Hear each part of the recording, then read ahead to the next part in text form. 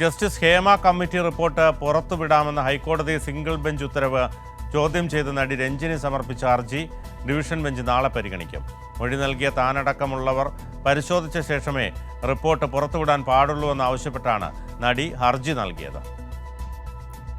Cinema മേഖലയിലെ സ്ത്രീകളുടെ പ്രശ്നങ്ങൾ പഠിച്ച ജസ്റ്റിസ് ഹേമ കമ്മിറ്റി റിപ്പോർട്ട് പുറത്തുവിടുന്നതിൽ ഇനി നിർണായകമാകുക കോടതി വിധിയാണ്.